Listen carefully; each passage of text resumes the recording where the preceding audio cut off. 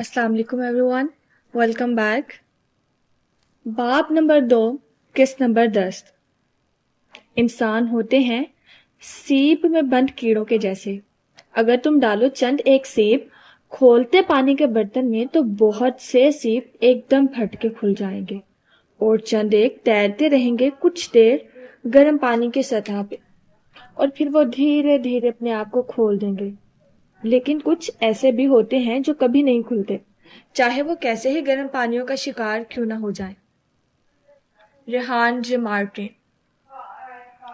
سیاہ سفید اپارٹمنٹ میں اسٹرابیری کی مہک پھیلی تھی، اور اونچے در و دیوار خاموشی سے لیونگ روم میں بیٹھے دو نفوس کو دیکھ رہے تھے۔ بیربل سانس روک کے ماہر کے ہاتھوں کو دیکھ رہا تھا، جو احتیاط سے ٹویزر کی مدد سے کینڈل جار کے اندر سے کچھ نکال رہا تھا۔ ٹویزر اوپر اٹھا، بیربل کی نظریں بھی اوپر کو اٹھی۔ ایک موم میں لتھڑی شے برآمد ہوئی۔ یہ کیا ہے؟ وہ میز پہ جھکا۔ ہاتھ نہیں لگانا۔ ماہر نے ایک دم روکا تو وہ جیسے منجمد ہو گیا، پھر ناز سمجھی سے اس شے کو دیکھا جس کی گرم موم میز پہ رکھتے ہی چمنے لگی تھی۔ ماہر ٹویزر کی نوک سے اس ننھی شے کے اوپر سے موم ہٹانے لگا۔ موم کے دانے دانے الگ ہونے لگے، یہاں تک کہ وہ صاف ہو گئی۔ ایک موٹے کاغذ کا ٹکڑا تھا، آدھے انگوٹھے جتنا۔ ایک طرف بھوری تھی، دوسری طرف سرخ ٹکڑا تکون صورت تھا، ایسے کہ دو اطراف بالکل برابر تھیں اور تیسری قدرے ٹیڑھی تھی جیسے کسی نے ہاتھ سے پھاڑی ہو۔ بھوری سائڈ تو گتے جیسی تھی اور سرخ سائڈ پرنٹڈ تھی۔ سرخ تکون کے اوپر ایک ڈیزائن بنا تھا، پیلے، سبز اور نیلے رنگ کے ایک پھول کی پتی ہو جیسے۔ وہ پھول کی پتی کا ٹکڑا تھا جیسے باقی آدھا پھاڑنے کی وجہ سے کٹ گیا ہو۔ یہ کسی اپنے سے بڑے کاغذ کا حصہ ہے جس کو کسی نے ہاتھ سے پھاڑا ہے۔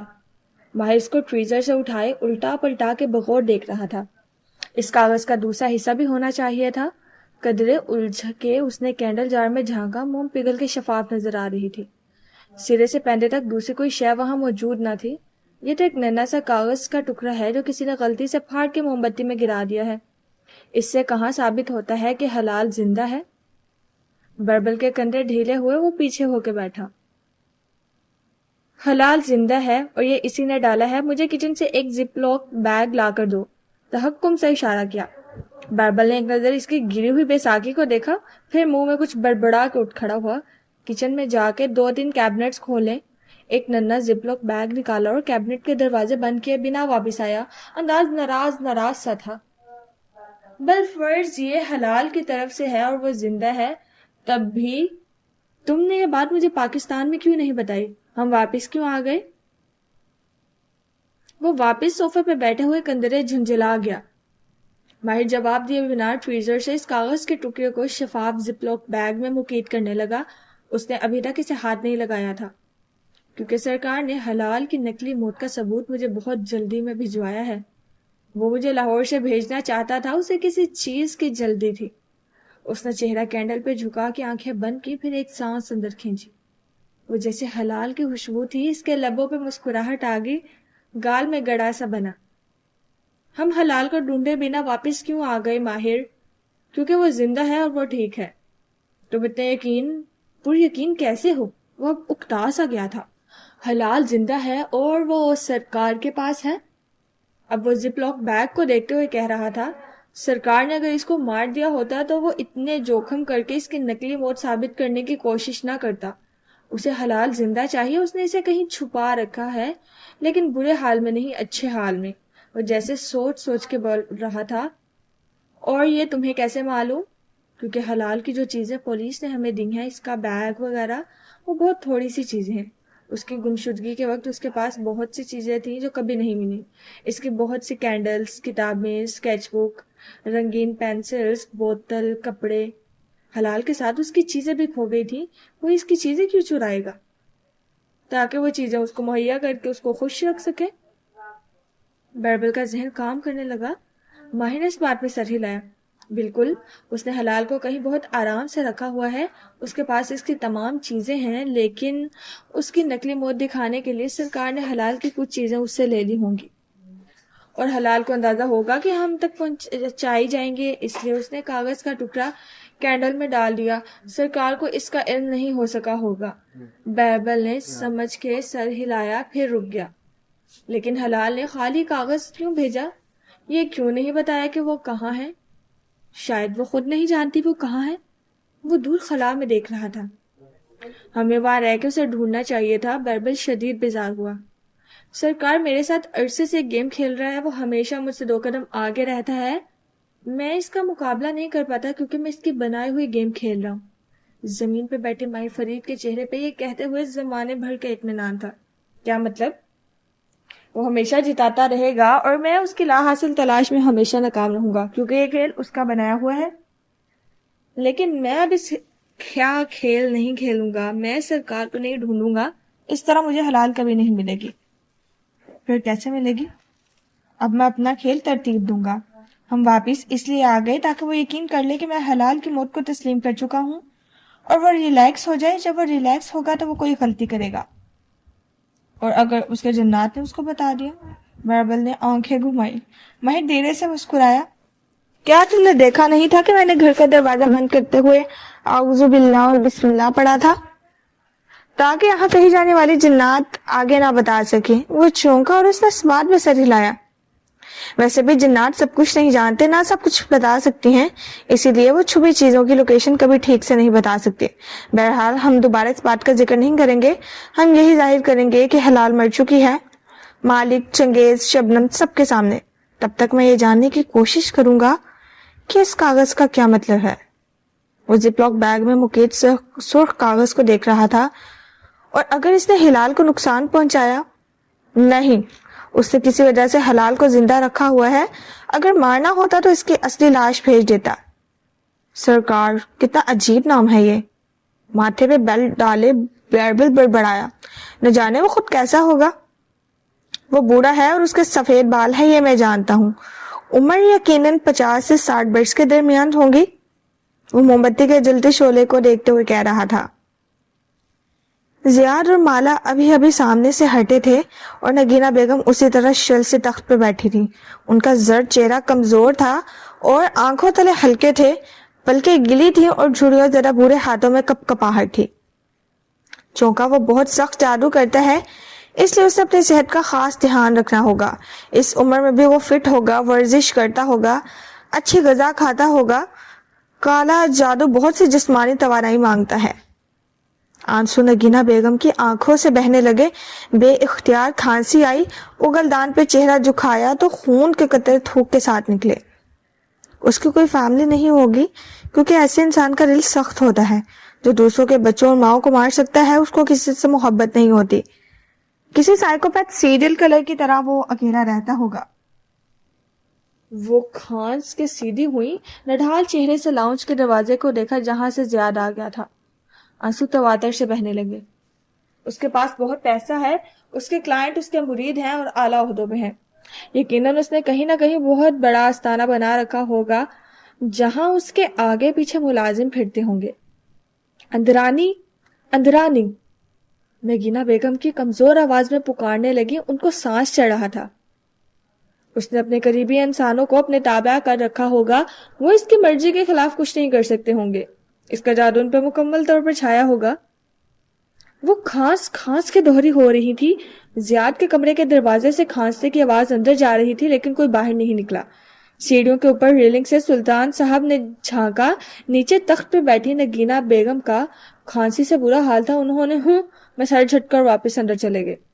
یقیناً اس کا بچپن اور جوانی بہت ٹف گزری ہوگی جس نے اس کے دل کو پتھر جیسا کر دیا ہوگا۔ اس کے اندر جذبات نہیں ہوں گے، نہ اسے کسی سے محبت ہوگی، کیونکہ اتنا ظلم کوئی ایسا انسان ہی کر سکتا ہے جس کو صرف پیسے کی ہوس ہو یا جادو کی طاقت کا نشہ۔ ہمارا تجزیہ اچھا ہے، سیریل کلرز بھی ایسے ہی ہوتے ہیں، اکیلے، سائیکوپیتھ، پتھر دل، ویبل کا انکارا، لیکن شاید اس کی کوئی فیملی ہو۔ ہر ویلن کی فیملی ہوتی ہے۔ ماہر نے کی آواز کے ساتھ سر جھٹکا نفی میں، جیسے اس کی بات رد کی ہو۔ بہربل نے کچھ کہنا چاہا لیکن اس کا فون بجنے لگا۔ اس نے جلتی بجھتی اسکرین دیکھی تو لبوں پہ مسکراہٹ در آئی۔ اس کی یہ مسکراہٹ ماہر فرید نے غور سے دیکھی۔ کون ہے؟ ابرو اٹھایا۔ لاہور کے اس ہوٹل کی خوبصورت مینیجر جہاں ہم ٹھہرے تھے. اسے جیسے مزہ آ رہا تھا. جاتے ہوئے اس نے میرا پرسنل نمبر لیا تھا. وہ مجھے پسند کرتی ہے. فون اٹھاؤ. ایسے کیسے؟ 2-3 دفعہ فون کرنے دو پھر میسج کروں گا کہ اٹھاؤ. وہ دبا دبا سا گھرایا. بربل کے ہاتھ سے فون گرتے گرتے بجا. جلدی سے اسے کان سے لگایا. ہیلو. ساتھ ہی خفگی سے گھور کے ماہر کو دیکھا. اس کا بھائی اس کی لو لائف کبھی کامیاب نہیں ہونے دے گا. جی میں پہچان گیا. اچھا واقعی؟ مسکراہٹ غائب ہوئی. قدرے چونکا. ہمارے جانے کے بعد وہ کبیرہ سادان ہوٹل آئی تھی تم سے ملنے. فون رکھتے ہی بے یقینی سے بولا. کہا تھا نا وہ آئے گی. وہ ہلکا سا مسکرایا. واللہ ماہر فرید کبھی غلط نہیں ہوتا. بربل نے محض آنکھیں گھما کے ابرو چکا دیے. ماہر اب صوفے کا سہارا لیے خود کو گھسیٹتے ہوئے بیساکھی کی طرف جا رہا تھا. اسے کبیرہ سادان کو کال ملانی تھی. اسے اپنے ایک واہمے کی تصدیق چاہیے تھی. Happy birthday to you, happy birthday to you.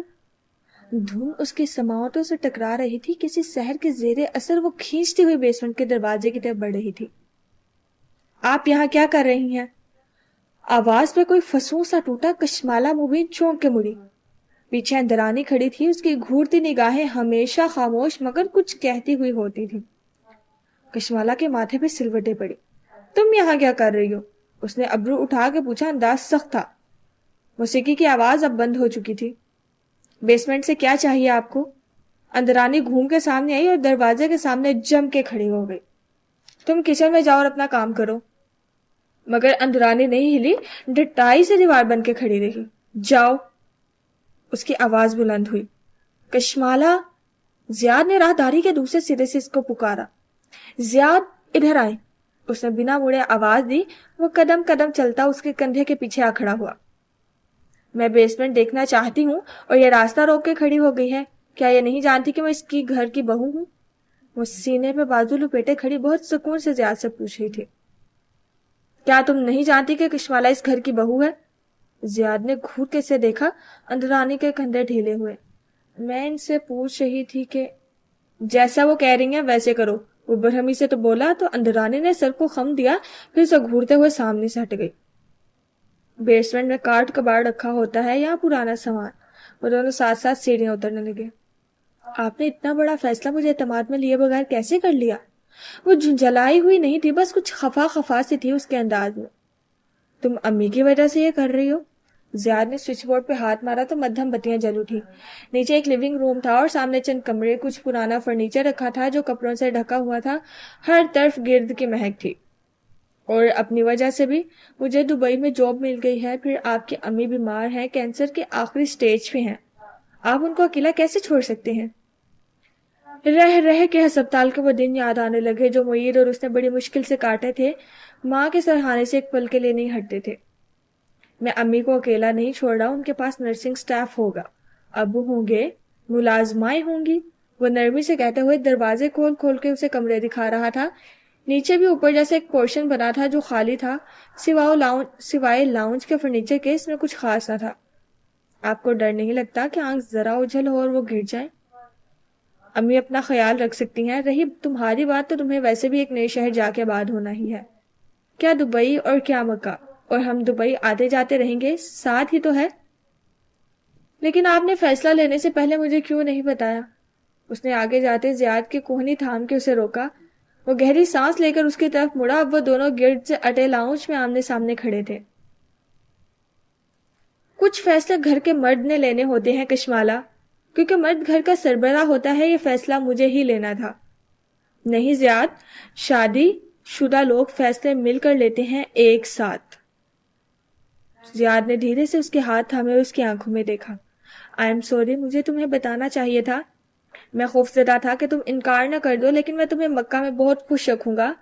تم پریشان نہ ہو. لیکن مکہ ہی کیوں؟ وہاں اتنا اہم کیا ہے؟ وہ الجھ کے اس کو دیکھ رہی تھی. زیاد سلطان نے گہری سانس اندر کھینچی. میں ایک گنہگار انسان ہوں کشمالہ. میں نے زندگی میں بہت سے ایسے گناہ کیے ہیں جو میں بتا نہیں سکتا, لیکن وہ میرے اور میرے اللہ کے درمیان ہیں. بہت سا پانی اس کے حلق میں جمع ہونے لگا.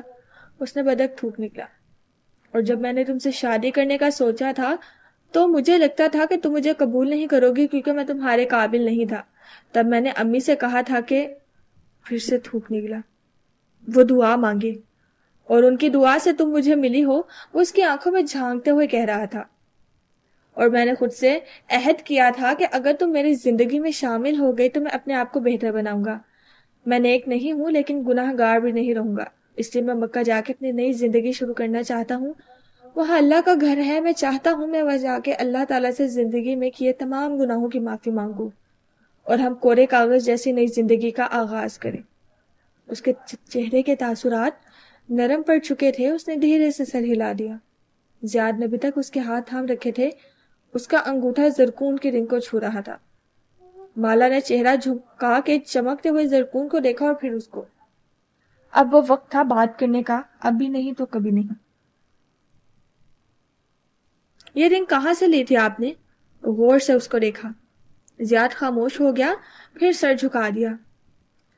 مجھے ایک اور بات بھی بتانی تھی تمہیں، یہ رنگ ڈائمنڈ کی نہیں ہے. اس کے لہجے میں پشیمانی تھی. کشمالہ کے کندھے ڈھیلے پڑے، گہری سانس لبوں سے خارج ہوئی. آئی ایم سوری، میں نے تم سے جھوٹ بولا. میں اتنا نہیں کماتا کہ میں انگوٹھی افورڈ کر سکتا، لیکن میں نہیں چاہتا تھا کہ تمہیں کوئی عام انگوٹھی دوں. مجھے ڈر تھا کہ تم ہیرے سے کم کسی بھی چیز پہ نہیں مانو گی، اس لیے میں نے زرکون کی انگوٹھی کو ہیرا کہہ کے تمہیں دے دیا. زیاد، مجھے ہیروں سے زیادہ جو چیز پسند ہے وہ سچ بولنا اور سچ سننا ہے. مجھے جھوٹ نہیں پسند، مجھے دھوکہ نہیں پسند. ویسے بھی مجھے وہ موتی والی انگوٹھی زیادہ آرٹسٹک لگی تھی. وہ اس کا پشیمان چہرہ دیکھ کر نرمی سے کہہ رہی تھی. آپ کو سوچنا چاہیے تھا کہ میں ہیرے کی چمک پہچانتی ہوں. قدرے جتا کے بولا. زیاد نے اس بات میں سر ہلایا. میں بس تمہیں خوش کرنا چاہتا تھا، لیکن کل تمہارا چہرہ دیکھ کے مجھے اندازہ ہو گیا تھا کہ تمہیں ہیرے خوش نہیں کر سکتے، اسی لیے. اس نے اس کے ہاتھ چھوڑے. مالا نے ہاتھ پلو میں گرا دیے. زیاد جیب سے کچھ نکال رہا تھا. میں صبح تمہارے لیے یہ لایا تھا، پھر ماہی اور عباد آ گئے تو مجھے دینے کا وقت نہیں ملا. اس نے ایک سیاہ مخملی ڈبیا نکال کے کھولی. مالا نے چونک کے اس کو دیکھا. ڈبیا کے اندر وہی موتی والی انگوٹھی جگمگا رہی تھی. موتی کے دونوں طرف 2 ننھے ننھے ہیرے لگے تھے. I am sorry. ایک دفعہ پھر. وہ بہت فکر مندی سے اسے دیکھ رہا تھا. وہ بے اختیار مسکرا دی. میں آپ کی معذرت قبول کر رہی ہوں، لیکن اس شرط پہ کہ آپ دوبارہ کبھی مجھ سے جھوٹ نہیں بولیں گے. وہ بھی مسکرا دیا. کبھی بھی نہیں. اب وہ اسے انگوٹھی پہنا رہا تھا. زرکون کی انگوٹھی اس نے اتار دی تھی. آخری کمرہ رہ گیا ہے دیکھنے والا. اس نے مسکرا کے انگلی میں پروئے موتی کو دیکھا، پھر یاد آیا. زیاد آگے بڑھا اور آخری کمرے کا دروازہ کھولا. وہاں پہ ایک ورک ٹیبل رکھی تھی اور میز پہ بہت سے چارٹما کاغذ رول ہوئے تھے. ایک طرف بک شیلف بنا تھا، وہاں بھی بہت سے ایسے لمبے لمبے رول رکھے تھے. وہ قدرے چھمبے سے سب کو دیکھتی اندر داخل ہو گئی. وہاں گیٹ کی مہک بہت شدید تھی. یہ کیا ہے؟ یہ نقشے ہیں. میں ایک زمانے میں نقشے جمع کرتا تھا. مجھے جیوگرافی پسند تھی. بہت دلچسپ. گیٹ سے وہاں کھڑے ہونا مشکل تھا. وہ بس مسکرا کے ایک نظر دیکھتی باہر نکل آئی. اور تم امی کے لیے پریشان نہ ہونا، ہماری ابھی نئی شادی ہوئی ہے، ہمیں ایک دوسرے کو سمجھنے کے لیے وقت چاہیے. اور میرے امی ابو کا رشتہ بہت ٹاکسک ہے. ان کے ساتھ رہیں گے تو وہ مداخلت کرتے رہیں گے. میں اسی لیے ان سے دور جانا چاہتا ہوں تاکہ ان کی وجہ سے میری ذات میں جو کمپلیکسز رہ گئے ان کو دور کر سکوں. میں سمجھتی ہوں میرے بھی کمپلیکسز رہے ہوئے ہیں. تمہیں کیا کمپلیکس تھا؟ وہ حیران ہوا، پھر یاد آیا. ارے ہاں، تمہاری ایکنے. وہ دھیرے سے ہنس دیا. وہ دونوں اب سیڑھیوں کی طرف بڑھ رہے تھے. ان کی آوازیں مدھم ہو رہی تھی. مجھے ڈر تھا تم انگوٹھی کی حقیقت جاننے پہ بہت ناراض ہوگی، لیکن تم بہت اچھی ہو کشمالہ. ایک اچھی بیوی تمہاری جیسی ہوتی ہے جو اپنے شوہر کی اصلاح کرے اور اس کا ساتھ دے. اب آپ اپنی اچھی بیوی کو یہ بتائیں گے کہ ہم ہنی مون کہاں جا رہے ہیں؟ ایک ہی جگہ ہے جہاں سب جاتے ہیں، مالدیپ. وہ اوپر چلے گئے اور اپنے پیچھے دروازہ بند کر دیا. بیسمنٹ میں خاموشی چھا گئی. آخری کمرے میں رکھے رول شدہ نقشے اسی طرح مکید پڑے رہ گئے. لاؤنج کے ایک صوفے پہ بانو ہور کو لیے بیٹھی کچھ کھلا رہی تھی. گاہے بے گاہے وہ ایک نظر ماہی پہ بھی ڈال لیتی جو بالکل گمسم سی پیر اوپر کیے بیٹھی تھی. ٹی وی پوری آواز سے چل رہا تھا اور ریموٹ ماہی کے ہاتھ میں تھا، لیکن وہ آواز دھیمی نہیں کر رہی تھی. وہ سن ہی نہیں رہی تھی. اس کا ذہن کہیں دور بھٹک رہا تھا. پارک میں ٹھنڈی ہوا چل رہی تھی اور اس میں موسم گرما کے پھولوں کی مہک تھی. عباد اور ماہی ایک بینچ پہ ساتھ بیٹھے تھے اور ڈاکٹر رائے ان کے سامنے براجمان تھے. اور جادو کا علاج کیسے ہوتا ہے؟ ماہی نے کہتے ہوئے گود میں رکھے ہاتھ کو بے اختیار میدے سے نیچے رکھا. اس کے ہاتھ کے پار ایک زندگی سانس لے رہی تھی. میں اپنے اوپر سے جادو کیسے اتاروں؟ ڈاکٹر رائٹ نے گہری سانس لی. جادو اتارنے کا پہلا قدم ایک حقیقت کو قبول کرنا ہے. کیسی حقیقت؟ وہ حیران ہوئی. اس کا خیال تھا کہ وہ کہیں گے فلاں آیت پڑھو، فلاں وظیفہ کرو، صدقہ دو، وغیرہ وغیرہ، لیکن وہ کچھ اور کہہ رہے تھے. یہ حقیقت کہ جادو تب تک اثر نہیں کرتا جب تک تمہارا دل اس کی مدد نہ کرے. یعنی ماہی اور عباد نے نا سمجھی سے ایک دوسرے کو دیکھا. یعنی جادو مریض پہ تب اثر کرتا ہے جب اس کے دل کے اندر کچھ ایسا ہوتا ہے جو اس جادو کی مدد کرے. جادو خود سے کچھ تخلیق نہیں کر سکتا. جادو صرف پہلے سے موجود شے کو ٹارگٹ کرتا ہے، پھر اس کو بڑھا دیتا ہے. میں سمجھی نہیں. آپ کے دل میں موجود خوف، انسیکیورٹیز اور کمپلیکسز کو جادو ٹارگٹ کرتا ہے. ایسی ہی بیماری کو بھی جادو بڑھا سکتا ہے. یعنی میری ماں کا ٹیومر جادو نے تخلیق نہیں کیا، بلکہ جادو نے اس ڈپریشن کو ٹارگٹ کیا جو میری ماں کو نور جہاں خالہ کی ڈیتھ کے بعد ہونے لگا تھا. وہ بہت اداس رہنے لگی تھی. انہوں نے اس بات میں سر ہلایا. اور ہم سب جانتے ہیں کہ ڈپریشن اور سٹریس ایک مقناطیس ہے جو کینسرز اور ٹیومرز کو اپنی طرف کھینچتا ہے اور انسان کی قوت مدافعت بہت کم کر دیتا ہے. اس لیے ہمیں اپنے بڑوں کو ڈپریشن سے نکالنے کی کوشش کرنی چاہیے تاکہ ان کو ان موذی مرائض سے بچایا جا سکے. لیکن اس حقیقت کو قبول کرنے سے جادو کے علاج میں مدد کیسے ملے گی؟ اس کی سوئی وہیں اٹکی تھی. اسے بس کوئی تیز قسم کا فارمولا چاہیے تھا جیسے وہ اپلائی کرے اور جادو اتر جائے. کیونکہ جادو آپ کے دل پہ حملہ کرتا ہے.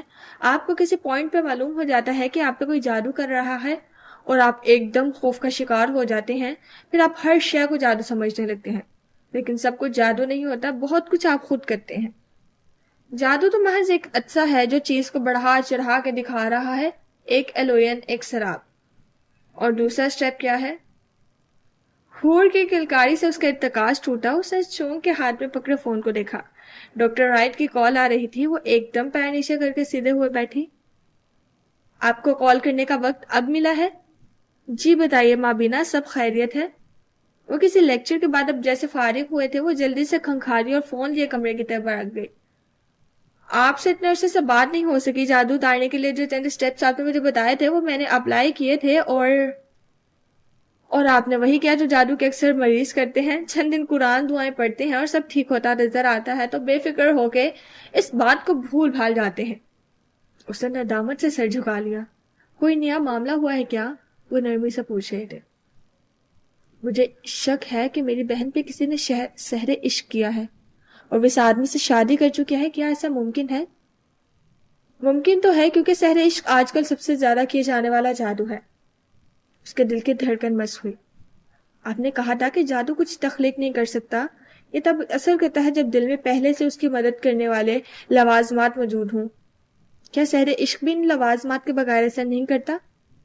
بالکل. کوئی جادو آپ پہ اثر نہیں کرتا اگر آپ جادو کی خود مدد نہ کریں. جادو آپ کے اندر چھپے انسان، سیکیورٹیز اور کمپلیکسز کو ٹارگٹ کرتا ہے. یعنی میری بہن سحر عشق اس لیے اثر کر رہا ہے کیونکہ اس کے اندر پہلے سے انسیکیورٹیز اور کمپلیکسز موجود ہیں.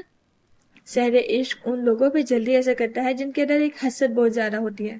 محبت کیے جانے کی حسد، چاہے جانے کی چاہ. اور سچ بات ہے مابینا کہ ہم سب کے اندر ہے. ہم سب ہر وقت محبت کے متلاشی ہوتے ہیں. ہمیں کوئی انسان چاہیے ہوتا ہے جو ہم سے محبت کرے. یعنی صرف سحر عشق کی وجہ سے آپ غلط انسان سے شادی نہیں کرتے بلکہ اپنے اندر کی حسد کی وجہ سے بھی ایسا کرتے ہیں. بالکل. یہ خوف کہ ہم تنہا نہ رہ جائیں، اس شخص کو ٹھکرا دیا تو کوئی ہم سے محبت نہیں کرے گا. ایسے میں کچھ لوگوں کو یہ خوف دوسروں سے زیادہ ہوتا ہے. سحر عشق اس خوف کو بڑھا دیتا ہے اور وہ محبت سے بڑھنے والا پہلا ہاتھ تھام لیتے ہیں، بھلے کو کسی ساحر کا ہاتھ ہی کیوں نہ ہو. ماہی نے بے بسی سے لب کاٹے. میں اپنی بہن کے لیے کیا کر سکتی ہوں؟ آپ جادو کے مریض کے لیے کچھ نہیں کر سکتی سوائے دعا کے. جو کرنا ہے اسے خود کرنا ہے. کوئی انسان جادو سے نکل نہیں سکتا جب تک وہ خود نہ چاہے. اور پہلا سٹیپ ہے اس حقیقت کو قبول کرنا کہ جادو سب کچھ نہیں ہوتا. بہت کچھ ہمارے اندر پہلے سے موجود ہوتا ہے. اس نے چند ماہ پہلے کہی گئی ان کی بات دہرائی. کال بند ہوئی تو اس کی نگاہیں بے اختیار کانٹیکٹ لسٹ پہ دوڑ گئیں. ماہی فرید کے نام پہ انگلی ٹھہر گئی. پھر نفی میں سر ہلایا. وہ چیزوں کو مزید پیچیدہ نہیں کر سکتی تھی. فیملی گروپ پہ اسی لمحے کشمالا کا میسج آیا. زیاد اور وہ مالدیپ میں تھے اور مالا نے اپنی تصاویر بھیجی تھی. وہ خوش اور مطمئن لگ رہی تھی. ماہی نے دھیرے سے سر جھٹکا. شاید یہ سب اس کا وہم ہو یا ماہر کی غلط فہمی. یقیناً ایسا ہی ہوگا. 1 ماہ بعد. یہ مارچ کی ایک ٹھنڈی سی شام تھی. ہوٹل کا ایک شاہانہ طرز کا ہال تھا جسے سیاہ اور سفید رنگ سے سجایا گیا تھا. ہر طرف سیاہ گلابوں کے گلدستے تھے جو یقیناً اسپرے پینٹ کیے گئے تھے. مہمان گول میزوں کے گرد رکھی کرسیوں پہ بیٹھے تھے. کسی نے سیاہ سفید کے علاوہ کوئی دوسرا رنگ نہیں پہنا تھا. کونے میں ایک پیانو رکھا تھا جس پہ بیٹھا پیانسٹ مگن سا کوئی دھن بجا رہا تھا. قریبی میز پر حلال کا ایک پورٹریٹ رکھا تھا جس کے ساتھ موم بتیاں جل رہی تھیں.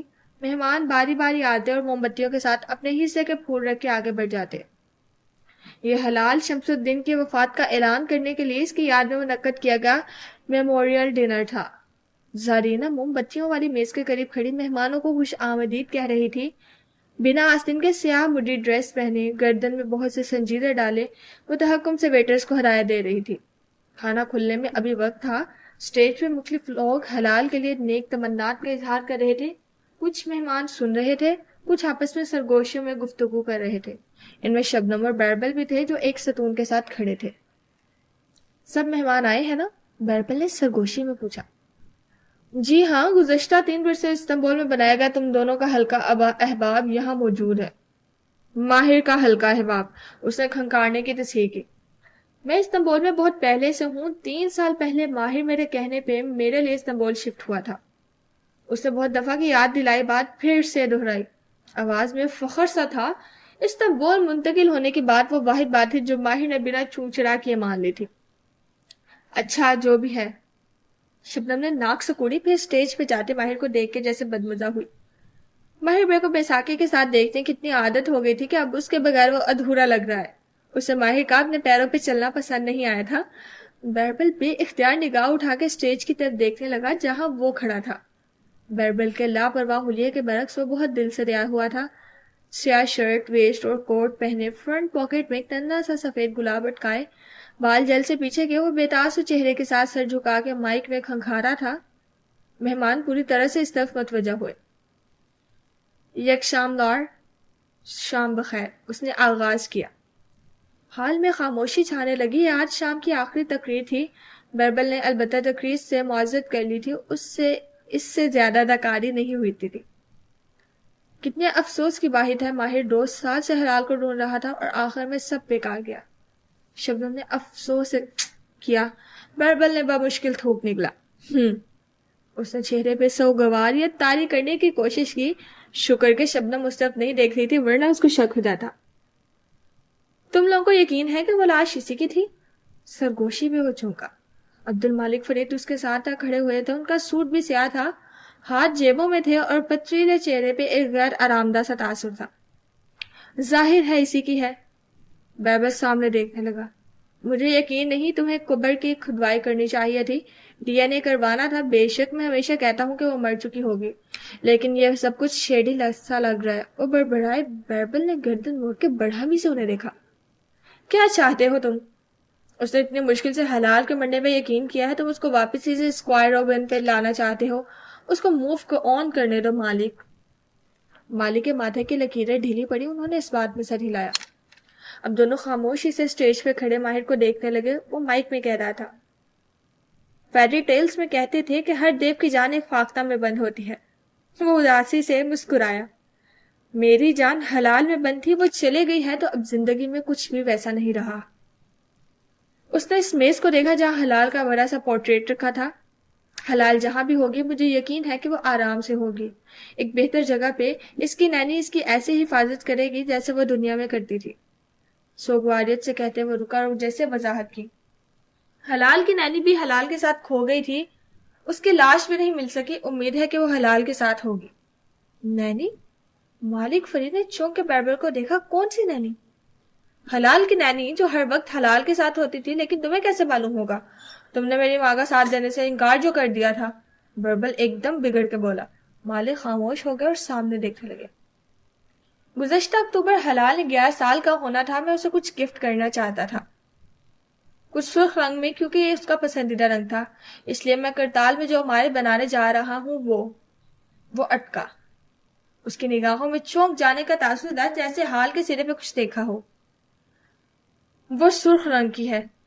ماہر فرید کی رنگت بدلی، ایک لمحے کے لیے تمام الفاظ گم ہو گئے، اگلے ہی لمحے وہ سنبھل گیا، لیکن نگاہیں وہی جمی تھی۔ زارا جو توجہ سے ماہر کی تقریر سن رہی تھی، اس کے انداز پہ چونکی، تیزی سے گردن موڑ کے ماہر کی نگاہوں کے تعاقب میں دیکھا۔ ایک لمحے کے لیے اسے سمجھ میں نہیں آیا کہ ماہر نے ایسا کیا دیکھا تھا۔ وہ اپنی تقریر قدر عجلت میں مکمل کرتا بار بار اسی طرف دیکھ رہا تھا، داخلی دروازے کی طرف جہاں سے کوئی داخل ہوا تھا۔ زارا نے گردن اونچی کی، بہت سے مہمانوں کے درمیان سے بالآخر نوادر کا چہرہ دکھائی دیا۔ وہ داخلی دروازے کے قریب کھڑی تھی جیسے ابھی ابھی آئی ہو۔ تمام مہمانوں کے برعکس اس نے ہائی ویسٹ خاکی پینٹ پہ کھلا سفید بلاؤزر پہن رکھا تھا، کندھوں پہ جینس کی نیلی جیکٹ تھی، گردن پہ پہنی چین میں پرویا بڑا سا سلیب سینے پہ جھول رہا تھا۔ زارا پتلیاں سکوڑ کے اسے دیکھتے چند قدم آ گئی، یہاں تک اس کا چہرہ واضح ہوا۔ وہ ماہر کی سمت دیکھ رہی تھی، لبوں پہ مسکراہٹ۔ وہ زارا کی عمر کی ہوگی یا اس سے چند سال بڑی، وہ اندازہ نہیں کر سکی۔ اس کے سنہرے بال کندھوں تک کٹے ہوئے تھے، سفید گلابی سا بیضوی چہرہ اور بڑی بڑی نیلی آنکھیں۔ وہ ایک ہینڈ بیگ دونوں ہاتھوں میں سامنے کو پکڑے ہوئے تھی، ایسے کہ وہ اس کے گھٹنوں کو چھو رہا تھا۔ حلال ہماری دعاؤں میں ہمیشہ رہے گی۔ ماہر جلدی جلدی بات سمیٹ رہا تھا، اس کی نگاہیں اس نوارت عورت سے ہٹ نہیں رہی تھی، اور چہرے پہ ایک ایسا تاثر تھا جو آج شام اسے پہلی دفعہ دکھائی دیا تھا، خوشگوار حیرت۔ اپنی تقریر مکمل کر کے وہ نیچے اترا۔ مہمان تیزی سے اس کی طرف بڑھے، سب اس سے مل کے اس کو تسلی اور دعا دینا چاہتے تھے۔ وہ عجلت میں سر کے خم سے تعزیت وصول کرتا تیزی سے ان کے درمیان سے گزرتا آگے بڑھ رہا تھا۔ چند لوگ سامنے آ گئے، نگاہ کا راستہ رک گیا، وہ بے چینی سے معذرت کرتا آگے بڑھتا گیا۔ بالآخر وہ پھر سے دکھائی دی، وہ وہیں کھڑی اسی طرح مسکرا رہی تھی۔ وہ تیزی سے دھڑکتے دل کے ساتھ قریب آیا۔ یاسمین؟ وہ چند قدم کے فاصلے پر رک گیا۔ سنہرے بالوں اور نیلی آنکھوں والی لڑکی نے مسکرا کے سر کو خم دیا، مسکرانے سے اس کی آنکھوں کے گرد لکیریں سے پڑی تھی۔ میں نے ٹویٹر پہ دیکھا تھا کہ آج یہاں حلال کا میموریل ڈنر ہو رہا ہے، میں یہاں ایک سیمینار میں آئی تھی، سوچا ایک دفعہ تم سے مل لوں، بہت افسوس ہوا ہے حلال کا۔ وہ صاف انگریزی بولتی تھی، اس کا لہجہ امریکہ تھا، آنکھیں شفاف اور ماہر کے چہرے پہ جمی تھی۔ وہ گردن سیدھی رکھے کھڑی تھی، اپنی جگہ سے ایک قدم نہ آگے ہوئی نہ پیچھے۔ تھینک یو یاسمین، مجھے اچھا لگا کہ تم آئی ہو، مگر تم نہیں آئے۔ یاسمین نے اس کی آنکھوں میں جھانکا۔ پچھلے مارچ سے تم نہیں آئے، جب سے تم لاہور گئے تھے فون بھی نہیں کیا، اب اگلا مارچ آ پہنچا۔ نہ شکایت نہ جتانا، وہ بس نرمی سے یاد دلا رہی تھی۔ اس نے مسکرا کے سر جھکا دیا۔ لاہور گئے تھے تو کہا تھا فون کرتا رہوں گا، لیکن نہیں کیا، مجھ سے بھاگ رہے ہو ماہر؟ ماہر نے سر اٹھایا، پھر مسکرا کے نفی میں سر ہلایا۔ بھاگ کے کہاں جاؤں گا؟ یہی میں پوچھ رہی ہوں، بھاگ کے کہاں جاؤ گے؟ اس نے جواب نہیں دیا، چند لمحوں سے دیکھتا رہا، پھر یاسمین کے لب حرکت کیے۔ تم ٹھیک ہو؟ ابرو اٹھا کے ایک نیند آنی چاہیے۔ ٹھیک ہوں، ماہر نے اس بات میں سر ہلایا۔ تمہارے ایکسیڈنٹ کا بھی سنا تھا میں نے، سوچا تم خود کال کرو گے، مگر نہیں، تم کر لیتی۔ اس کے انداز میں گلا تھا۔ میں کبھی کال نہیں کرتی ماہر، کال کرنا تمہارا کام ہے۔ وہ مسکرائی، پھر گھڑی دیکھی۔ مجھے ابھی جانا ہے، لیکن میں تمہاری کال کا انتظار کروں گی۔ ماہر؟ ذرا سا مزید دور رہنا برداشت نہ ہو؟ وہ تیزی سے ان کے قریب آئی۔ ماہر نے چہرہ موڑ کے سے دیکھا، وہ مسکرا رہا تھا۔ وہ حلال کے میموریل ڈنر پہ مسکرا رہا تھا۔ یہ وہ تعارف کروانے لگا یاسمین نے الفاظوں سے لیے، یہ یقیناً زارا ہے، تمہاری کزن۔ زارا نے کچھ کہا نہیں، بس ماہر کو سوالیہ نظروں سے دیکھا۔ یہ یاسمین ہے، اس نے تعارف مکمل کیا، وہ اب بھی اسے ہی دیکھ رہا تھا۔ میں چلتی ہوں، لیکن یاسمین نے ایک ہاتھ بیگ سے ہٹایا اور نرمی سے اس کی کوہنی کو چھوا۔ مجھے کال کرنا۔ ماہر نے اس بات میں سر ہلا دیا۔ وہ دروازے کی طرف بڑھ گئی، وہ وہیں کھڑا اسے جاتے دیکھتا رہا۔ دروازے تک پہنچ کے وہ مڑی، پھر ہاتھ گال تک لے گئی، درمیانی 3 انگلیاں موڑ کے فون کا اشارہ کیا اور بنا آواز کے ہونٹ ہلائے۔ کال می۔ ماہر نے مسکرا کے سر کو خم دیا۔ زارا مشکوک نظروں سے اسے دیکھ رہی تھی۔ یہ کون تھی؟ یاسمین۔ وہ کہہ کے آگے بڑھ گیا۔ وہ چنگیز کی طرف جا رہا تھا۔ یاسمین کے جاتے ہی چہرے کے تاثرات واپس ویسے ہی ہو گئے تھے، روبوٹ کی جیسے۔ یہ عورت کون تھی ماہر کے ساتھ؟ زارا تیزی سے بیربل کے پاس آئی اور چھوٹتے ہی پوچھا. وہ شبنم سے کسی بات میں الجھا تھا, کندھے اچکا کے رہ گیا. مجھے نہیں معلوم, ماہر کی کوئی دوست ہوگی. زارا نے شبنم کو دیکھا, اس نے بھی لا علمی سے شانے چکا کے نگاہیں چرا لی. زارا نے اس کا نگاہیں چرانا غور سے دیکھا تھا, لیکن کہا کچھ نہیں, البتہ اس کا سارا موڈ برباد ہو چکا تھا. کون ہو سکتی ہے؟ ماہر کی زندگی کے بہت سے پہلو ہیں زرینہ خانم جن سے ہم واقف نہیں ہیں, اس لیے میں تجسس نہیں رکھتا. کیا یہ وہی لڑکی ہے جس کے پیچھے وہ لاہور جاتا ہے؟ نہیں. بیربل اور شبنم ایک زبان ہو کے بولے, پھر ایک دم چپ ہو گئے. اس سے پہلے کہ وہ مزید کوئی سوال پوچھتی, وہ دونوں دائیں بائیں ہو گئے. تم نے مجھے بتایا نہیں کہ وہ کاغذ کا ٹکڑا کیا تھا؟ چنگیز نے تعجب کرنے کے بعد بغور اسے دیکھتے ہوئے پوچھا. ماہر نے سوالیہ ابرو اٹھائے. کیسا ٹکڑا؟ سرخ کاغذ کا ٹکڑا جو تم نے مجھے فورینزک معائنے کے لیے دیا تھا, اور جس پہ ہمیں کسی قسم کا ڈی این اے یا فنگر پرنٹ نہیں ملا تھا. اس نے جتانے والے انداز سے یاد دلایا. وہ اہم نہیں ہے, حلال نہیں رہی, اب کچھ بھی اہم نہیں ہے. اس کا چہرہ پھر سے بے تاثر ہو گیا تھا. اسی پل بیربل قریب آ کر کھنگھارا. یہ عورت کون تھی ماہر؟ یاسمین. وہ موبائل نکال کے اسکرین پہ انگوٹھا چلا رہا تھا. ہاں مگر کون تھی؟ بیربل کو بھی چینی ہوئی. یاسمین تھی. وہ موبائل دیکھتا آگے بڑھ گیا. بیربل نے مشکوک نظروں سے اسے جاتے دیکھا, پھر کچھ سوچ کے واپس اسی مقام تک آیا جہاں ناخوش سے مالک کھڑے تھے. اگر کوئی جانتا تھا تو وہ مالک تھے. وہ عموماً سب کچھ جانتا ہوتا تھا. یہ سنہری بالوں اور روسی خد و خال والی عورت کون تھی جو ابھی ماہر کے ساتھ کھڑی تھی؟ مالک فرید نے ایک سنجیدہ نگاہ اس پہ ڈالی. وہ یاسمین تھی. اپنا اندازہ درست ہونے پہ بیربل کے ابرو استجاب میں اٹھے. کون یاسمین؟ وہ عورت جس کے لیے ماہر لندن چھوڑ کے استنبول آیا تھا. بیربل فرید پلک چھپکنا بھول گیا. ماہر میرے لیے شفٹ ہوا تھا, میرے مشورے پہ, تاکہ ہم بھائی ساتھ رہیں. مالک فرید پہلی دفعہ ہلکا سا مسکرائے. اس کے کندھے پہ ہاتھ رکھ کے تھپکا اور چہرہ اس کے کان کے قریب لے گئے. کیا وہ ایسے آدمی کا مشورہ مان سکتا ہے جو کیک بناتا ہو؟ انداز محظوظ ہونے والا تھا, کہہ کے آگے بڑھ گیا, اور بیربل کا چہرہ خفگی سے سرخ پکڑنے لگا. وہ غصے سے دور کھڑے ماہر کو دیکھا جو فون میں الجھا تھا. قیامت کے دن ان روبوٹس کا الگ سے حساب ہوگا انشاءاللہ. پورے عزم سے خود کو یقین دلائے وہ اسی طرح اپنے فون کی کانٹیکٹ لسٹ کھولے دیکھ رہا تھا. مجھے کال کرنا. انگوٹھا ایک نام پہ ٹھہر گیا. اینجل, فرشتہ. لیکن اس نے کال کا بٹن نہیں دبایا, اس کے لیے بہت ہمت چاہیے تھی. اس نے فون واپس جیب میں ڈال دیا. مالدیپ کیسا تھا؟ مبین منزل میں ڈائننگ ہال پہ انواع اقسام کے کھانے چنے تھے. گفتگو کے ساتھ چمچ کاٹنے چلانے کی آواز بھی سنائی دے رہی تھی. وسط میز پہ اونچا سا کینڈل سٹینڈ رکھا تھا اور ٹیبل رنر پہ ترتیب سے بہت سے پلیٹرز.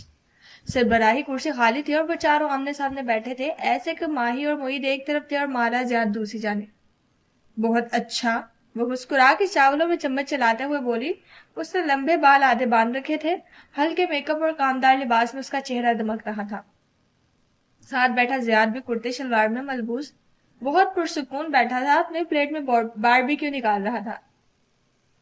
آپ ابھی تک یہی ہیں؟ زیاد نے برائے بات پوچھا. ماہی نے آنکھیں گھما کے اسے دیکھا. میرے سسرال میں 2 شادیاں تھی اس لیے رک گئے, ورنہ یہ بات تو آپ کے مالدیپ جانے سے اگلے دن واپس چلا گیا تھا. حور اور میں اس ہفتے جائیں گے. ایک گہری نگاہ زیاد پہ ڈالی جو عام سے انداز میں کھانا کھا رہا تھا, پھر ساتھ بیٹھے معید کی طرف دیکھا. اور معید بھی منگل کو جا رہا ہے. کہاں؟ زیاد نے حیرت سے اسے دیکھا. معید استنبول جا رہا ہے نا, ایک فیلوشپ کے لیے, چند ماہ بعد واپس آ جائے گا. مالا بتانے لگی. ساتھ ہی اس نے پلیٹر اٹھا کے زیاد کی پلیٹ میں سیخ کباب ڈالنا چاہا. چوڑیوں والے ہاتھ چھنکے. میں لے چکا ہوں بیگم صاحبہ. وہ مسکرا کے بولا تو وہ بھی مسکرا دی. تھوڑا سا اور لے لے, آپ کو یہ پسند ہے. مائی نے بہت غور سے ان دونوں کو دیکھا. اندر سر اٹھاتے خدشات نیچے بیٹھنے لگے. وہ ہر طرح سے اس کا خیال رکھ رہا تھا, اس سے نرمی سے بات کرتا تھا. کچھ تلخ قسم کے مرد شادی کے بعد بیویوں کے رنگ میں ڈھل ہی جاتے ہیں. وہ ایسے ہی ماہر فرید کی بات کو سینے سے لگائے بیٹھی تھی. استنبول پہلے کبھی گئے ہو؟ زیاد نے نوالا لیتے ہوئے معید کو مخاطب کیا, جو اب تک اپنے فون اور کھانے کے درمیان مصروف تھا. پکارے جانے پہ جلدی سے فون رکھا اور مسکرا کے بتانے لگا. ایک دفعہ دوستوں کے ساتھ ٹرپ پہ گیا تھا. وہاں کوئی دوست وغیرہ ہے؟ نہیں, وہاں تو کسی کو نہیں جانتا. ماہر کے لب ہلکے سے کھلے پھر بند ہو گئے. اس نے بغور مالا کا چہرہ دیکھا. وہ معید کی طرف دیکھتے ہوئے عام سے انداز میں کہہ رہی تھی، اپنی صحت کا خیال رکھنا، کھانے پینے کا، اور اکیلے ہی واپس آنا، لڑکی مت لے آنا ساتھ۔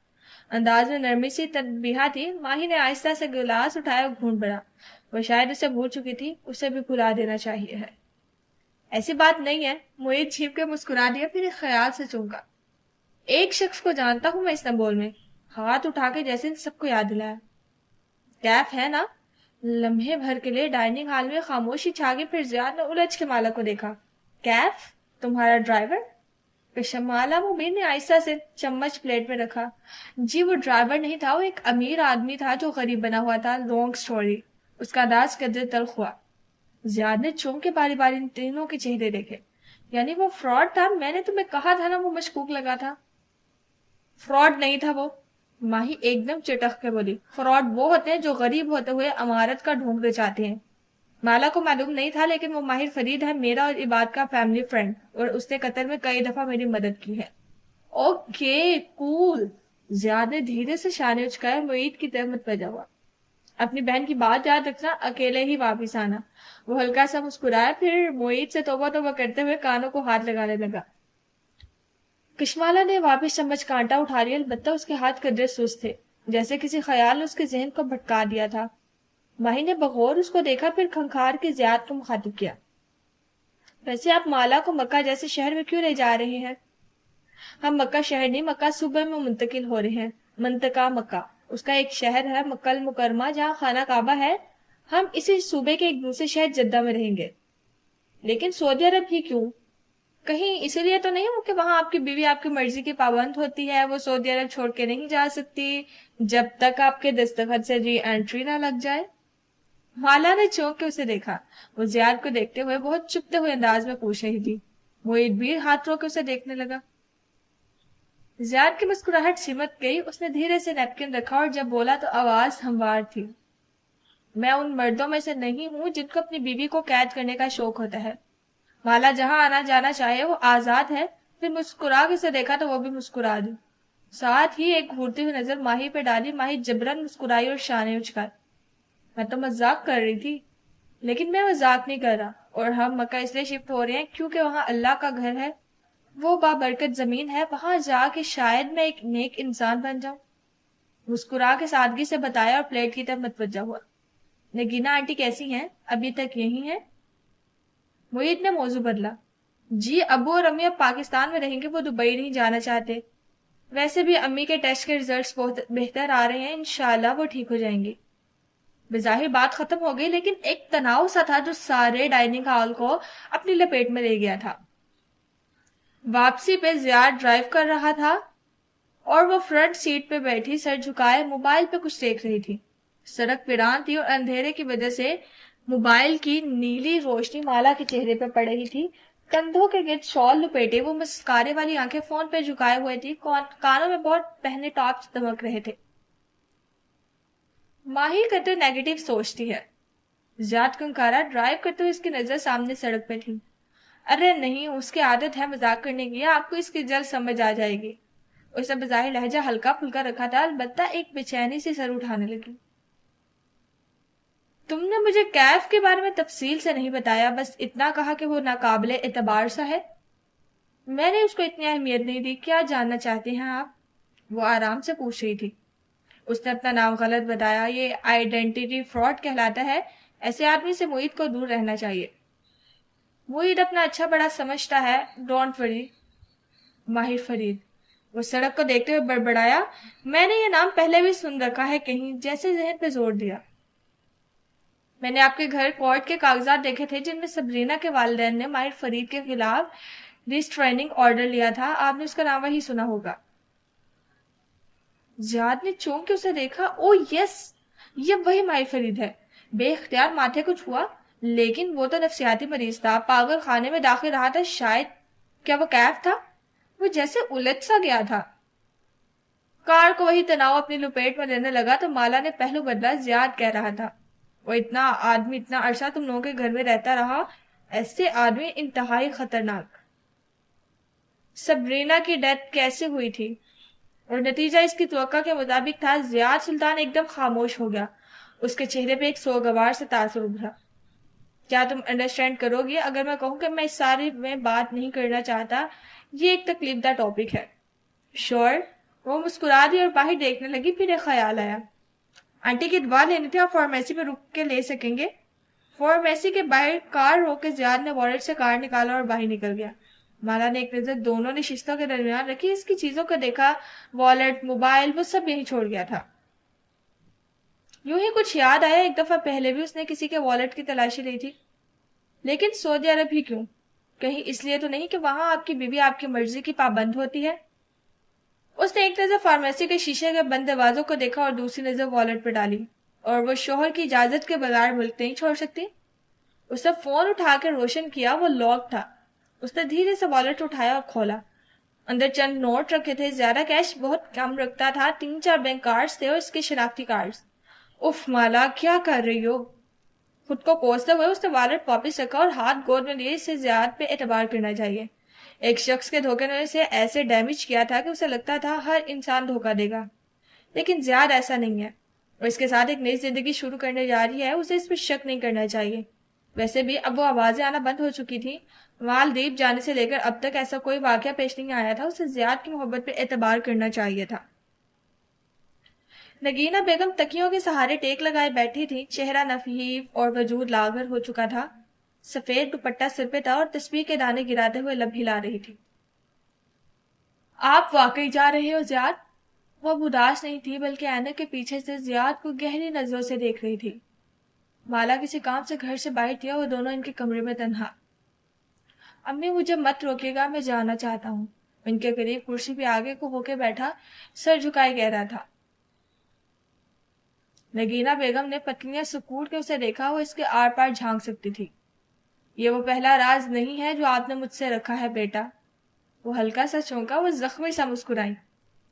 کچھ عرصے قبل تمہارے اوپر خون کے چھینٹے آتے تھے، کبیرہ بیگم کے جادو۔ وہ مسکرائی، اور تم مجھے بتاتے نہیں تھے۔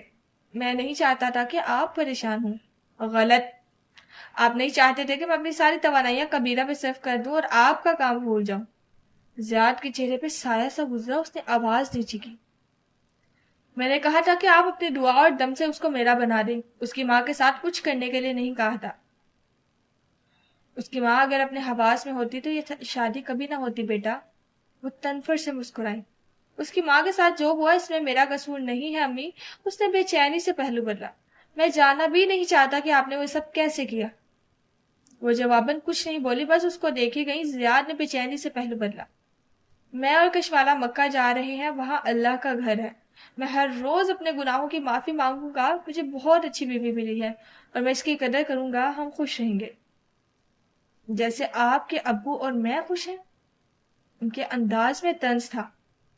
میں اور کشمالہ ابو اور آپ کے جیسے نہیں ہیں، نہ بنیں گے۔ ہم ایک دوسرے سے محبت کرتے ہیں اور میں اپنے گناہ چھوڑ چکا ہوں، اسی لیے میں آپ کو چھوڑ رہا ہوں۔ اس پیسے کے بغیر رہ لو گے بیٹا جو آپ کو میرے توسط سے ملتا ہے؟ زیاد سلطان نے مٹھی بھینچ لی جیسے بہت ضبط کیا ہو۔ رہ لوں گا، مجھے آپ کے بھیجے گئے پیسے مزید نہیں چاہیے ہیں۔ میں حلال کی آمدن پہ کام شروع کروں گا، کشمالہ اور میں گزارا کر لیں گے۔ جس عورت کے لیے آپ مجھے چھوڑے ہو وہ ایک دن آپ کو چھوڑ دے گی۔ وہ بنا پلک جھپکائے اس کی آنکھوں میں دیکھ کے کہہ رہے تھے، لہجے میں تلوار کسی کاٹ تھی۔ زیاد سلطان کو جیسے کسی نے الٹی چھری سے ذبح کر دیا، اس نے تیزی سے نفے میں سر ہلایا، آنکھوں میں گلابی نمی ابھری۔ وہ مجھے نہیں چھوڑے گی، وہ میری تاریک زندگی میں آئی روشنی کی کرن ہے۔ وہ نہ رہی تو میں بھی نہیں رہ سکوں گا، پلیز۔ اس نے ان کے دونوں ہاتھ تھام لیے، اس کے لہجے میں منت تھی۔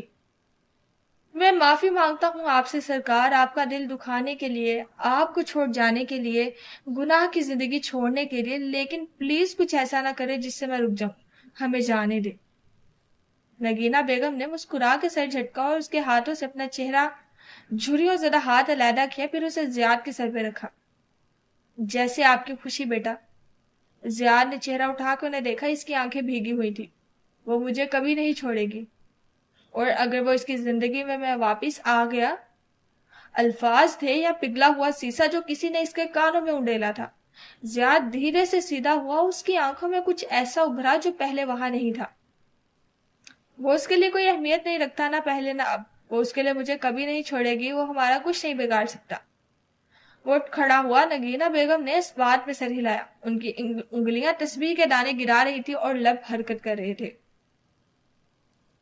زارینہ فرید کے آفس کا دروازہ کھلا تھا. وہ کام کرتے ہوئے گاہے پہ گاہے باہر نظر ڈالتی. اسے ہال میں کام کرتے افراد کے سر کیبن سے نکلتے دکھائی دے رہے تھے.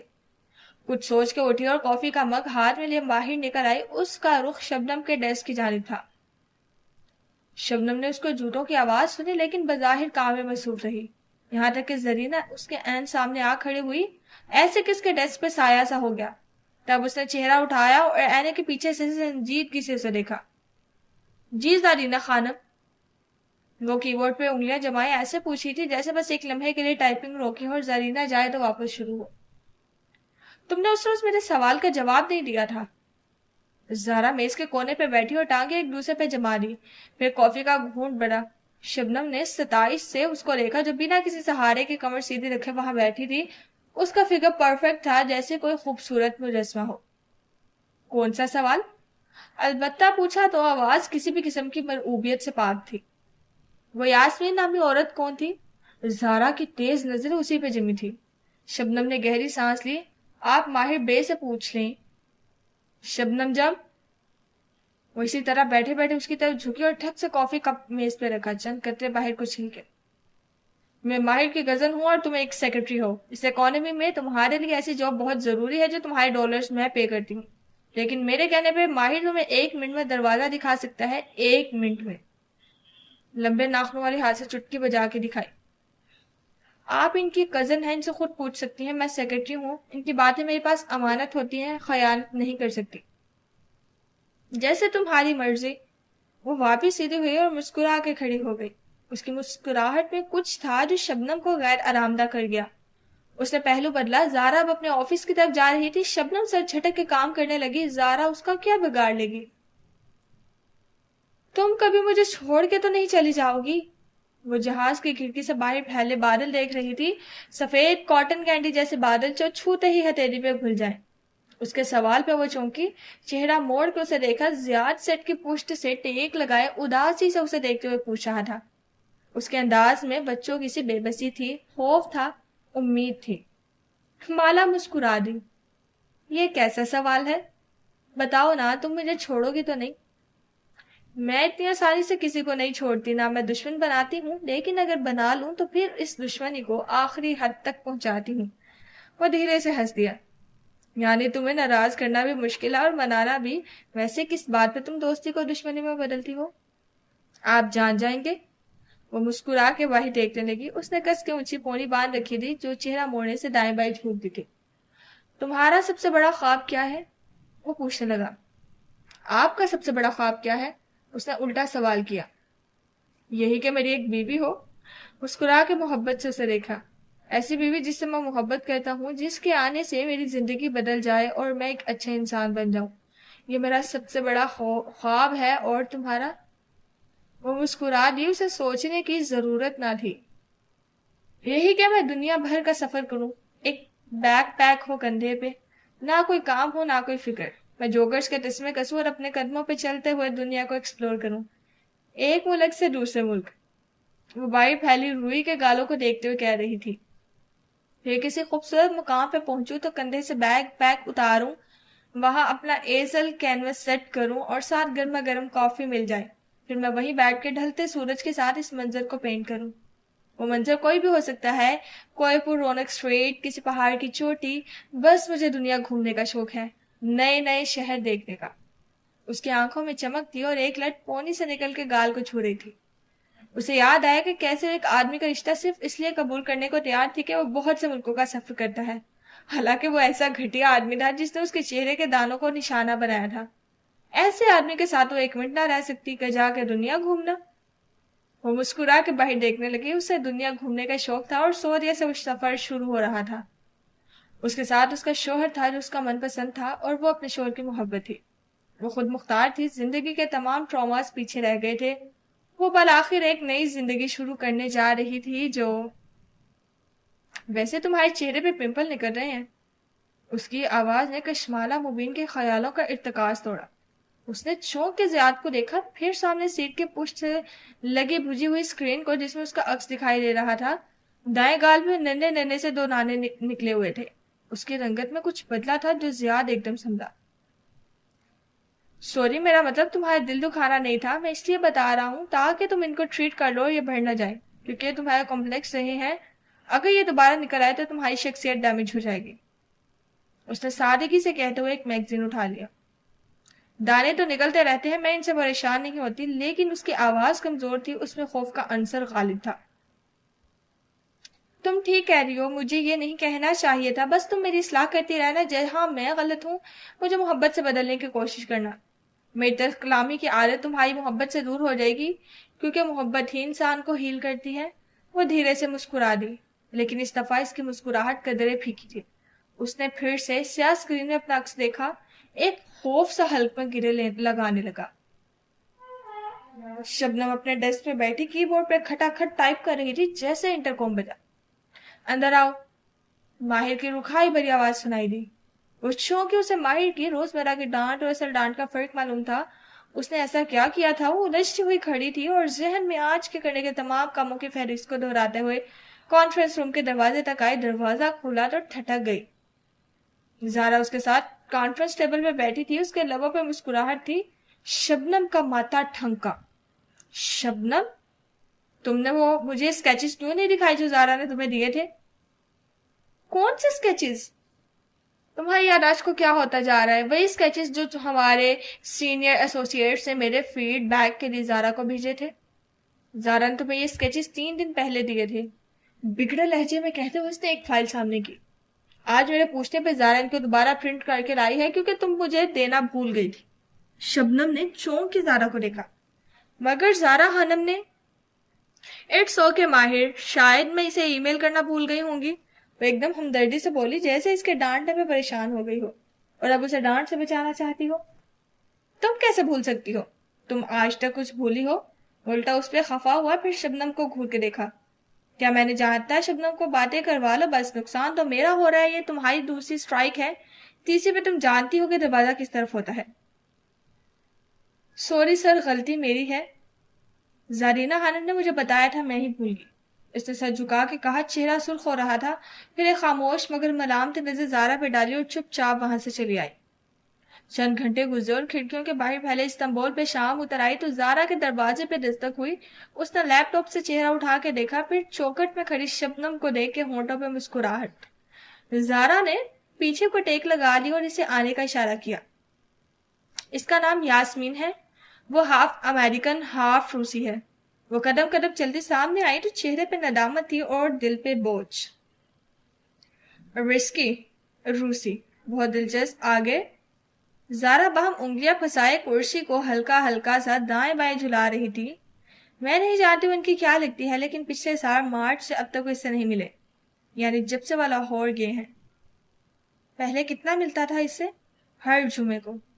ہر جمعے کو؟ زارا نے استعجاب سے ابرو اٹھائی. شبنم نے اس بات میں سر ہلایا. ہر جمعے کی شام اپنا سارا شیڈول خالی کر دیتے تھے. ڈرائیور کو بھی بھیج کے وہ ڈرائیو کر کے اسے ملنے جاتے تھے. Friday night dinner. زارا کے چہرے پہ تکلیف ابھری. کس ریسٹورینٹ میں ریزرویشن کرواتا تھا؟ ریزرویشن کبھی نہیں کروائی. میں نہیں جانتی ہوں اس سے کہاں ملتے تھے، لیکن وہ موبائل بھی چھوڑ کے جاتے تھے تاکہ کوئی انہیں ڈسٹرب نہ کرے. اور وہ اٹکی. وہ یاسمین سے ملنے سے پہلے لباس تبدیل کرتے تھے. لباس کیوں؟ زارا نے نہ سمجھی سے اسے دیکھا. معلوم نہیں، سوٹ کی جگہ کیجول جینز شرٹس اور جوگرز پہنتے تھے اور وہ بہت سا کیش ساتھ لے کر جاتے تھے. کیش؟ کتنا کیش؟ زارا تیزی سے سیدھ ہوئی. تقریباً $300. زارا فرید کی پوری آنکھیں کھل گئی. وہ ہر ہفتے اس عورت پہ $300 خرچ کرتا ہے؟ ناممکن. ماہر کسی پہ خرچ نہیں کرتا. وہ کسی عورت کو ہر ہفتے $300 کی شاپنگ نہیں کروا سکتا. میں کیا کہہ سکتی ہوں؟ جو معلوم ہے وہ بتا رہی ہوں. زہرا کے چہرے پہ کئی رنگ آ جا رہے تھے. اس کا پورا نام کیا ہے؟ وہ بہت اچھی تھی. لوگوں کے بارے میں معلوم کروانے میں وہ اس عورت کو کھوج نکالے گی. میں نہیں جانتی. شبنم نے سر جھکا دیا. انداز میں ندامت تھی. زارا نے سینے میں دبی سانس خارج کی. تھینک یو شبنم، تم جاؤ. انداز میں نرمی تھی. وہ چہرہ جھکا کے واپس مڑ گئی. وہ کتنی ہی دیر وہیں بیٹھی رہی. لیپ ٹاپ کی بجھی اسکرین میں اس کو اپنا عکس دکھائی دے رہا تھا.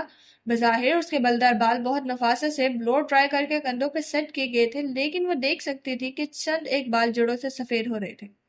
پھر اس نے موبائل اٹھایا اور بابا کے نام کو دبایا. دوسری طرف گھنٹی بجنے لگی. بابا،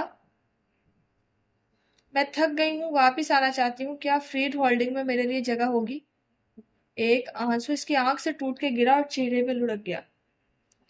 مکہ سعودی عرب کا ایک بہت وسیع اور عریض صوبہ تھا جس کو منطقہ مکہ کہتے تھے.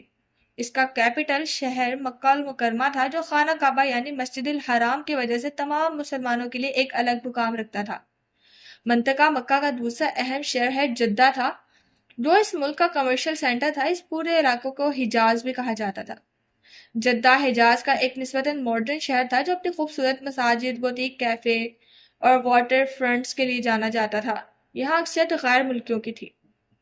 وہ ایک اونچی اپارٹمنٹ بلڈنگ تھی جس کے ایک کارنر اپارٹمنٹ میں اس وقت ہماری کہانی تمہیں لے کر جا رہی ہے. کھلی کھڑکی سے جھانکو تو باہر کی گرم ہوا کے نسبت اندر اے سی کی ٹھنڈک.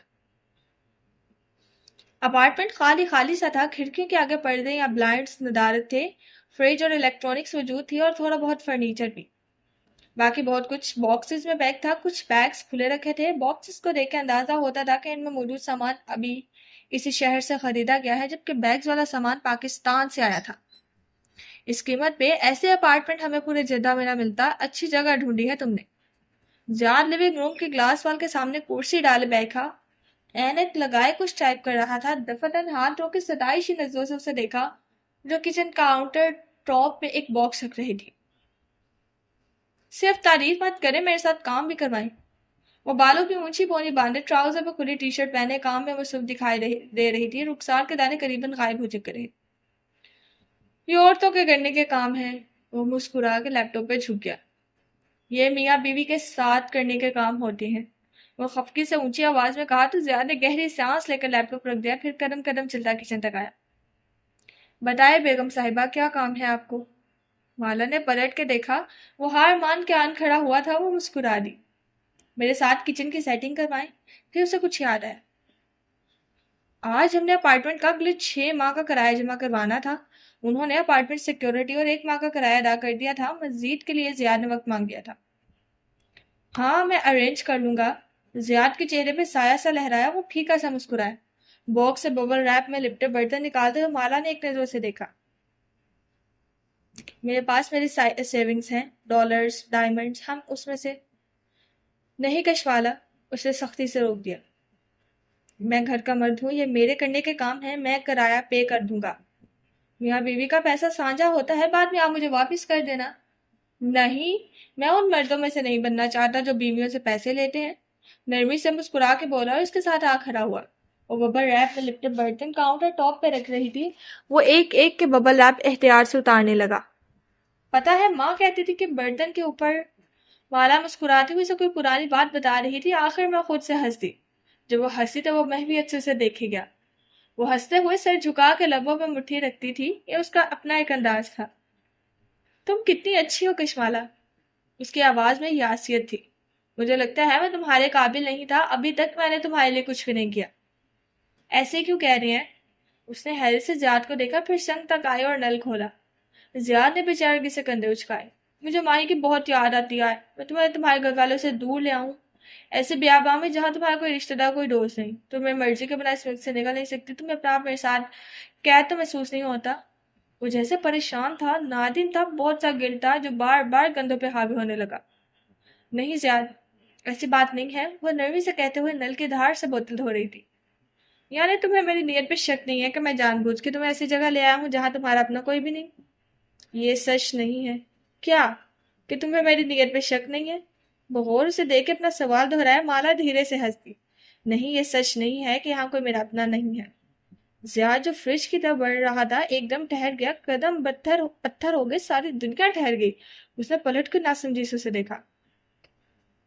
کیا مطلب؟ اس ملک میں تمہارا کوئی رشتہ دار نہیں ہے؟ رشتہ دار نہیں ہے، لیکن جیسے طوطی خان کہتا تھا. وہ یاد کر کے ہنسی. ابھی دنیا کا ایسا کوئی شہر نہیں بنا جہاں مالا باجی کا کوئی دوست نہ نکل آئے. دوست؟ اس کے کندھے ڈھیلے پڑے. تمہارے یہاں دوست ہیں؟ مالا کے دوست ہر جگہ ہوتے ہیں کیونکہ میں دوستوں کو ناراض نہیں کرتی اور دشمن نہیں بناتی. یہ پلیٹ پکڑائیں. مسکرا کے کہتے ہوئے ہاتھ بڑھایا. زیاد نے سست روی سے پلیٹ سے تھمائی. جدہ میں میری ایک بہت اچھی فرینڈ رہتی ہے. وہ تمام پلیٹ ریک میں سیٹ کر رہی تھی. زیاد جبرن مسکرایا. تم نے پہلے نہیں بتایا. نہیں بتایا؟ بھول گیا ہوگا. خیر تمہیں کہاں وقت ملے گا اس کے پاس جانے کا, یہاں فاصلے ہی اتنے ہیں. اس نے جیسے مالا سے زیادہ خود کو تسلی دی. ارے یہی تو مزے کی بات ہے. میں نے اس اپارٹمنٹ کا انتخاب اسی کے کہنے پہ کیا تھا کیونکہ وہ اسی بلڈنگ میں رہتی ہے. میں جب چاہوں اسے مل سکتی ہوں. اس کے پاس ڈرائیونگ لائسنس بھی, اور آپ مصروف ہوں تو ہم باہر بھی جا سکتے ہیں. اس نے مسکراہٹ ڈبا کے زیاد کا چہرہ دیکھا. آپ جیلس ہو رہے ہیں نا؟ ارے نہیں. وہ پھیکا سا ہنس دیا. کرایہ یاد سے جمع کروا دینا. زیاد نے منہ کر کے سر ہلا دیا. اس کا ذہن الجھا ہوا سا تھا. اس نے موبائل نکالا اور امی کے نمبر پہ ہاتھ رکھا. اسے پیسے چاہیے تھے, لیکن کیا وہ سرکار سے مزید پیسے لینا افورڈ کر سکتا تھا؟ ہرگز نہیں. اس ویکنڈ پہ ہم عمرہ کرنے چلیں گے زیاد. وہ کچن سے آتی دکھائی دے رہی تھی. زیاد نے ابھی تک عمرے کی ہمت نہیں جمع کی تھی. اسے ٹالے جا رہا تھا. اس بات پر بس سر ہلا دیا.